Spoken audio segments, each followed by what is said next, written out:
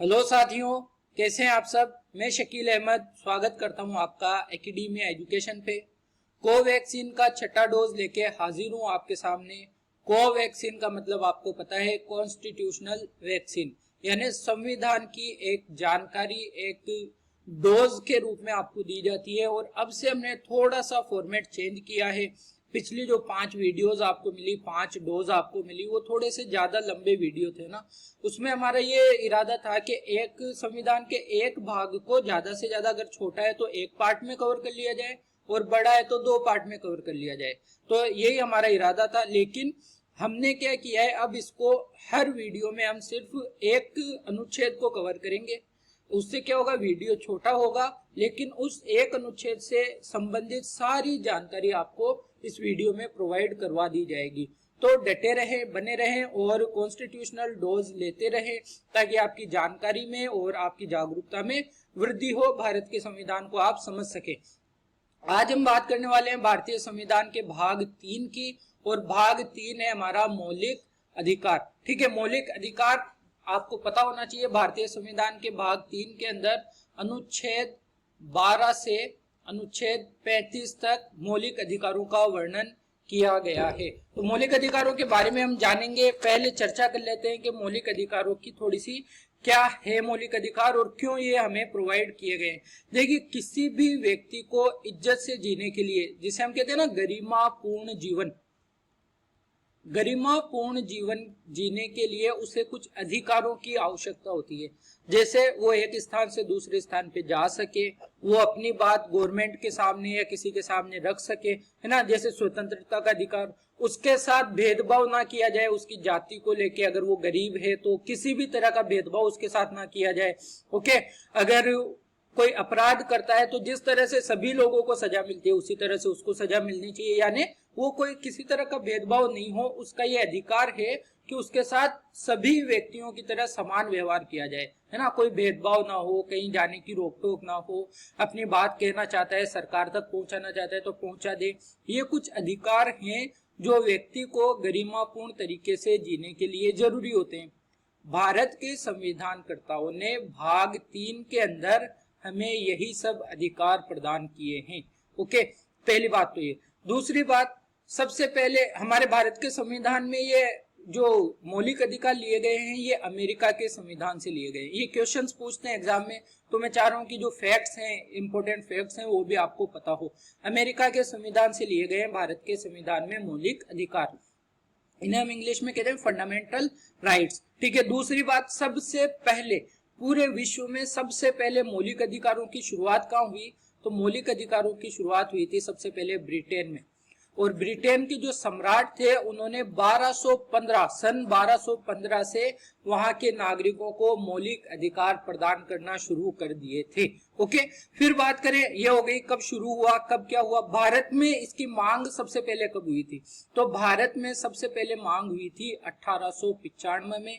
आपको ध्यान रखना है, एक महान पुरुष का नाम, और ये मांग की थी बाल गंगाधर तिलक ने। जो बाल गंगाधर तिलक थे महाराष्ट्र से थे, मराठा थे, लेकिन हिंदुस्तानी सबसे पहले थे। तो बाल गंगाधर तिलक ने जो स्वराज बिल पेश किया था, स्वराज बिल 1895 में, इस स्वराज बिल के अंदर इन्होंने मांग रखी थी कि हमें मौलिक अधिकार प्रदान किए जाने चाहिए। इसके बाद कांग्रेस ने कब मांग की, कांग्रेस ने मांग की थी 1927 में। कांग्रेस के द्वारा 1927 में मांग की गई, और इसके बाद जितने भी अधिवेशन हुए, जितने भी कोई जो बिल वगैरह लाए गए कांग्रेस के द्वारा, उन सब में ये मांग शामिल होती रही। लेकिन आपको ये ध्यान रखना है, सबसे पहले 1895 में कांग्रेस ने सबसे पहले मांग रखी थी। 1927 में अमेरिका के संविधान से हमने लिए हैं, और ब्रिटेन ने सबसे पहले पूरे विश्व में सबसे पहले मौलिक अधिकार अपने नागरिकों को दिए थे। ओके, भारत का जो संविधान है ना, भारत के संविधान के को ये जो मौलिक अधिकार है, मौलिक अधिकार को क्या कहा जाता है, लोकतंत्र का आधार स्तंभ। लोकतंत्र का मतलब ही है ना कि लोगों के लिए लोगों की सरकार हो, ऐसी सरकार हो जो लोगों के द्वारा चुनी जाए और लोगों के लिए काम करे। तो अब अगर आप बताइए लोगों से उनके अधिकार छीन लिए जाएंगे तो वो तो तानाशाही हो गई ना। तो मौलिक अधिकार क्या है? एक तरह से लोकतंत्र का आधार स्तंभ है, बेस पिलर है लोकतंत्र का। अगर मौलिक अधिकार नहीं है आपके पास तो आपके देश में फिर लोकतंत्र नहीं है। चाइना की स्थिति देखिए, चाइना अपने आप को लोकतंत्र कहता है, लेकिन क्या वो वहां पे लोकतंत्र है? आप समझ सकते हो वहां की स्थिति क्या है, वहां के नागरिकों को कोई स्वतंत्रता है नहीं, तो उनके पास मौलिक अधिकारों की कमी है, और लोकतंत्र का आधार स्तंभ ही मौलिक अधिकारों का होना है। देखिए ये वीडियो शायद दूसरे अनुच्छेदों के मुकाबले थोड़ा सा लंबा होगा, क्योंकि पहले इस वीडियो में मौलिक अधिकार का इंट्रोडक्शन करना ज्यादा जरूरी यहाँ पे मैं समझता हूँ। अगर मौलिक अधिकारों का मतलब आप समझ जाएंगे तो आगे के अनुच्छेद आपको आसानी से समझ में आ ही जाएंगे। ठीक है, कहाँ से लिया, कब लिया, ये बातें हमने कर ली। और एक बात आपको बता दूं, हमारा जब संविधान बन रहा था ना, तो बाबा भीमराव अंबेडकर ने ये कहा था कि भाग 3 ऐसा भाग है जिसपे संविधान में सबसे ज्यादा चर्चा हुई है। यानी भीमराव अंबेडकर साहब ने कहा था कि most discussed part of our constitution, हमारे संविधान का सबसे ज्यादा जिस भाग पर चर्चा हुई है वो मौलिक अधिकार है। तो ये बात भी आपको ध्यान रखना है, एग्जाम में पूछा जा सकता है। अब सबसे इंपॉर्टेंट बात मैं आपको बताता हूं इसके बारे में, जो है कानून के द्वारा प्रवर्तनीय, कानून के द्वारा प्रवर्तनीय। देखिए ये चीज आपको समझ में आनी चाहिए, क्या है कानून के द्वारा प्रवर्तनीय। हमारे संविधान ने हमें 5 से 6 प्रकार के मौलिक अधिकार दिए हैं। देखिए एक तो होता है सामान्य अधिकार, सामान्य अधिकार ये तो बहुत सारे हैं, है ना, सामान्य अधिकार है। एक है मौलिक अधिकार। मौलिक अधिकारों की अगर सरकार के द्वारा उल्लंघन किया जाता है, अगर हमारी सरकार के द्वारा हमारे अधिकारों का हनन किया जाता है, उल्लंघन किया जाता है, तो हम कहाँ जा सकते हैं? हम सुप्रीम कोर्ट जाके कह सकते हैं सर सरकार के द्वारा हमारे अधिकारों का हनन किया जा रहा है। इसी को कहते हैं कानून के द्वारा प्रवर्तनीय। अगर सरकार के द्वारा, राज्य के द्वारा, यहाँ पे राज्य का मतलब आपको पता है देश, देश की सरकार। अभी आर्टिकल 12 हम देखेंगे, इसमें राज्य की परिभाषा ही बताई गई है। तो राज्य के द्वारा अगर नागरिकों के मौलिक अधिकारों का हनन किया जाता है, उनसे भेदभाव किया जाता है, किसी भी प्रकार से मौलिक अधिकारों का हनन होता है, तो हम सुप्रीम कोर्ट जाके याचिका लगा सकते हैं। और सुप्रीम कोर्ट जाना ये भी हमारा मौलिक अधिकार है, इससे भी हमें कोई रोक नहीं सकता कि आप सुप्रीम कोर्ट नहीं जा सकते, है ना। तो ये भी हमारा मौलिक अधिकार है कि हमारे अधिकारों का उल्लंघन हो रहा है। कौन से अधिकारों का? मौलिक अधिकारों का। तो हम सुप्रीम कोर्ट जाके सुप्रीम कोर्ट का दरवाजा खटखटा सकते हैं, और सुप्रीम कोर्ट की गारंटी है, सुप्रीम कोर्ट का ये कर्तव्य है कि वो हमें हमारे अधिकारों के प्रति वापस, मतलब सरकार को रोके हमारे अधिकारों का उल्लंघन करने से, और हमें हमारे अधिकारों को प्राप्त करने में हमारी मदद करे। पहले के कोई केस देखोगे आपको बहुत सारे ऐसे केसेस मिलेंगे। ठीक है, आगे बढ़ते हैं कि भाग 3 में जो 12 से 15 तक है, अनुच्छेद 12 से अनुच्छेद 15 तक, शायद ये कलर आपको नजर ना आ रहा हो, मैं चेंज कर लेता हूँ। 12 से 15 जो है अनुच्छेद, इसमें हमें मौलिक अधिकार दिए गए हैं, और इसमें हमें कौन कौन से अधिकार दिए गए हैं। तो देखो, समता का अधिकार है, यानी सभी के साथ समानता का अधिकार है। स्वतंत्रता का अधिकार है, हमें स्वतंत्रता होगी भारत के अंदर, सबको एक एक करके देखेंगे। समता का अधिकार अनुच्छेद 14 से 18 में है, तो काफी सारी ये भी है, इनको भी एक एक करके जानेंगे। स्वतंत्रता के अधिकार को देखेंगे अनुच्छेद 19 से 22। शोषण के विरुद्ध अधिकार है, हमारा कोई शोषण भी नहीं किया जाना चाहिए सरकार के द्वारा, है ना, अनुच्छेद 23 से 24 है। धार्मिक स्वतंत्रता का अधिकार है, आपको पता है, अनुच्छेद 25 से 28। भारत में सभी धर्म के लोग समानता से रह सकते हैं। फिर शिक्षा एवं संस्कृति संबंधी अधिकार हैं, तो 29 से 30 में ये है। और जो मैं आपको बता रहा हूं कि अगर हमारे अधिकारों का क्या होता है, हनन होता है सरकार के द्वारा, राज्य के द्वारा, तो उसके लिए हम सुप्रीम कोर्ट जा सकते हैं। ये भी हमारा एक अधिकार है अनुच्छेद 32 के अंतर्गत। जब हम अनुच्छेद 32 पढ़ेंगे तो बहुत बेहतरीन अंदाज में इसको हम देखने वाले हैं। तो आइए सबसे पहले शुरू करते हैं इसका अनुच्छेद 12। लेकिन आपको ये पता हो कि भारतीय संविधान में यहाँ पे ये जो है ना, एक और आपको दिख रहा है, 30 के बाद अनुच्छेद 31 भी एक था, जो हमारा मौलिक अधिकार था, वो था संपत्ति का अधिकार, संपत्ति का अधिकार। लेकिन संपत्ति के अधिकार को मौलिक अधिकारों में से हटा दिया गया है, क्योंकि सरकार को डेवलपमेंट करने से थोड़ी सी प्रॉब्लम हो रही थी।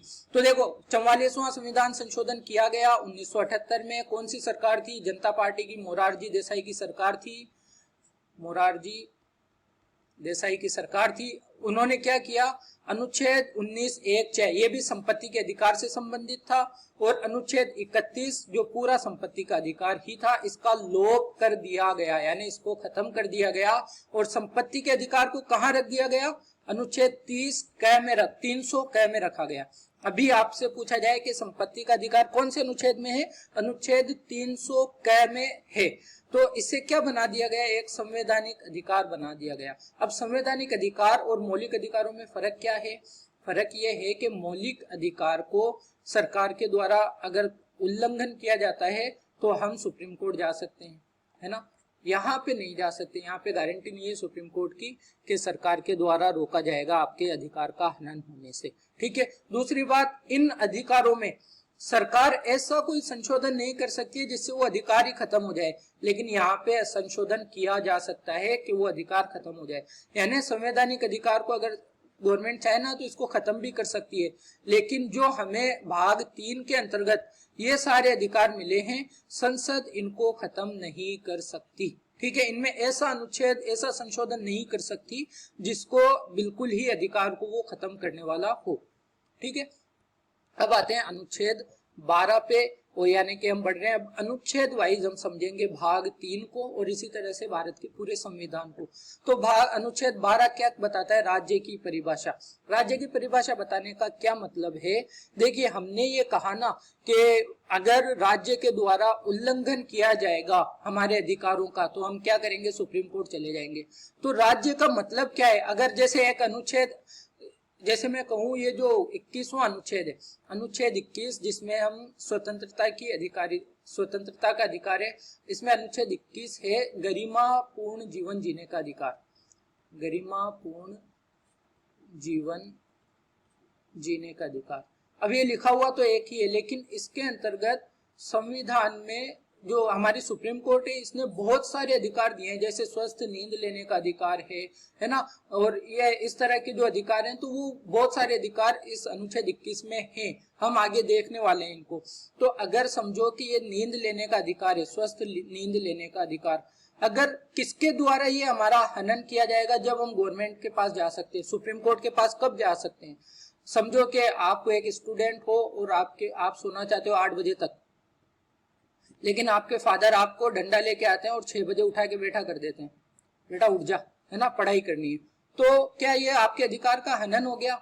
नहीं, आपके अधिकार का हनन किसके द्वारा किया जाना चाहिए, राज्य के द्वारा। अगर राज्य के द्वारा हनन होता है तो ही आप सुप्रीम कोर्ट जा सकते हो। और ये राज्य होगा कौन, तो इस राज्य की परिभाषा दी हुई है अनुच्छेद 12 के अंदर। तो अनुच्छेद 12 में राज्य से क्या मतलब है, देखिए अनुच्छेद पढ़ेंगे और आपको बिल्कुल आसानी से समझ में आ जाएगा। इस भाग में जब तक कि संदर्भ से अन्यथा अपेक्षित न हो, राज्य के अंतर्गत भारत की सरकार, अगर भारत की सरकार है, संसद तथा राज्यों में से प्रत्येक राज्य की सरकार, कोई राज्य की सरकार है, विधानमंडल है राज्य की, तथा भारत के राज्य क्षेत्र के भीतर या भारत सरकार के नियंत्रण के अधीन सभी स्थानीय या अन्य प्राधिकारी हैं। यानी अगर एक तो राज्य के अंतर्गत कौन शामिल हो गया, एक तो भारत सरकार हो गई, राज्य की सरकार हो गई है, हमारे संसद हो गई, राज्यों की विधानसभाएं हो गई, विधानमंडल हो गए, विधानमंडल। इसके अलावा भारत सरकार या राज्य सरकार के अंतर्गत कोई भी अधिकारी है, जैसे भी कोरोना काल में अधिकारी अपने हिसाब से कोई ऑर्डर निकाल देते हैं ना, तो वो भी एक तरह से सरकार का आदेश माना जाता है। तो अगर इन अधिकारियों द्वारा या भारत सरकार के इन सब के द्वारा अगर हमारे अधिकारों का उल्लंघन किया जाता है तो हम अनुच्छेद 32 के अंतर्गत सुप्रीम कोर्ट जा सकते हैं, या फिर अनुच्छेद 226 के अंतर्गत हाई कोर्ट भी जा सकते हैं। तो ये है अनुच्छेद 12। आज के इस वीडियो में हम इतना ही रखेंगे। माजरत चाहता हूँ, वीडियो थोड़ा लंबा इसलिए हुआ क्योंकि पहले मौलिक अधिकारों को समझना जरूरी था, सिर्फ अनुच्छेद को समझते तो शायद चीजें समझ में नहीं आती। आज के इस सेशन को इतना ही रखेंगे। उम्मीद करता हूँ पसंद आया है। लाइक जरूर करें, पसंद आता है तो कमेंट करके बताएं कैसा रहा सेशन। शेयर करें दोस्तों में, ताकि संविधान के प्रति हर व्यक्ति जागरूक हो सके। यही हमारा टारगेट है इसको लेके। और चैनल को सब्सक्राइब नहीं किया है तो चैनल को जरूर सब्सक्राइब कर लें। आपको एवरी मंडे से ध्यान रखना है, मंडे से सैटरडे आपको रेगुलर कोवैक्सीन मिलेगी। तो बिल्कुल टेंशन लेने की जरूरत नहीं है। बने रहिए हमारे साथ अगले वीडियो आने तक, अगली कोवैक्सीन की डोज तक। बाय बाय, टेक केयर, धन्यवाद।